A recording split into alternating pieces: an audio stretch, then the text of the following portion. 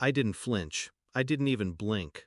I just nodded along as my boss smiled that thin, rehearsed smile, telling me how my attitude at work had been problematic. Meanwhile, my phone pulsed against my leg with that single line from an unknown number. Don't react. Your boss is recording everything. My eyes slid to his desk. That phone. Tilted slightly toward me, screen black, but its camera was pointed directly in my direction. I'd seen him do it to others, set people up, twist their words, ruin their careers while his own reputation stayed spotless. But I never thought he'd try it with me, until that moment.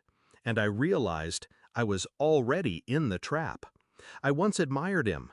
That's the part that still stings. When I joined the company, he played the mentor role well. Late nights where he pretended to guide me. Compliments in front of executives. He made me believe I was special, different, the kind of employee who could climb fast if I stayed loyal. But loyalty is a currency manipulators spend freely. It started with rumors I didn't spread being traced back to me. Projects I completed somehow missing my name in the reports. Colleagues pulling away, whispering about things I supposedly said. At first, I brushed it off. Office politics, nothing more.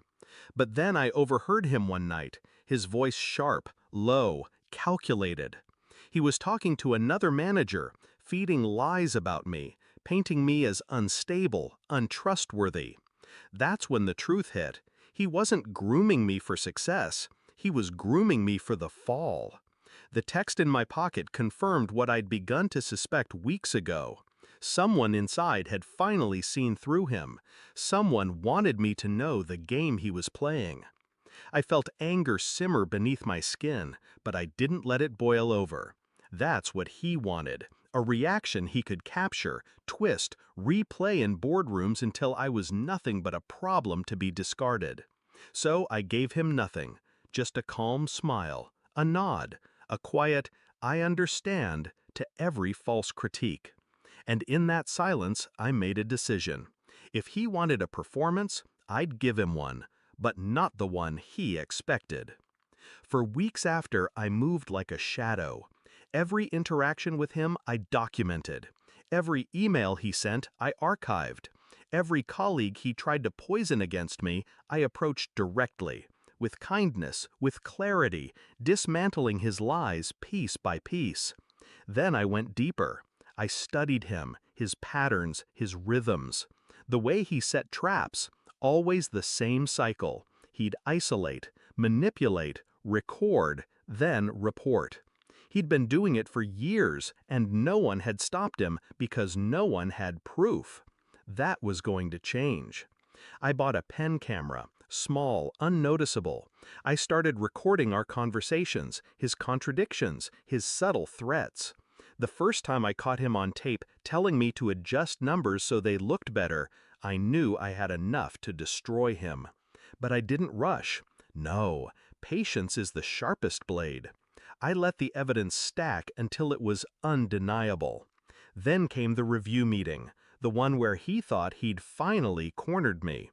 He leaned back in his chair, phone still angled, rehearsing the same lines he'd fed to others before me.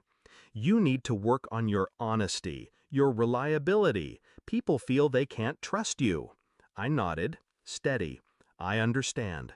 He smiled, thinking the recording was painting him as calm, professional, while I looked submissive, weak. That's when I pulled out my phone. Actually, I said softly, I'd like to record this too, for accuracy. His smile froze. His hand twitched toward the phone on his desk, but it was too late. I hit play. From my speaker came his own voice, clear as glass. Just adjust the numbers. No one will check. If anyone asks, I'll back you up. Then another clip. His laugh. Don't worry, I've ruined better reputations than yours. Clip after clip, his own words, his own traps, all turned against him. The blood drained from his face. He lunged for his phone, but I slid mine across the table, letting it spin to a stop in front of him. Don't worry, I said, echoing his own line back at him. I've already backed it all up. The fallout was swift. I didn't even have to go to HR. By the time the board got the files, half the department had already submitted written statements.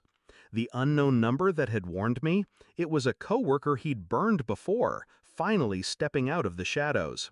He was escorted out 2 days later. No severance, no glowing exit memo, just silence, shame, and the weight of his own games collapsing in on him. As for me, I didn't just survive, I was promoted, put in charge of rebuilding the very team he'd poisoned.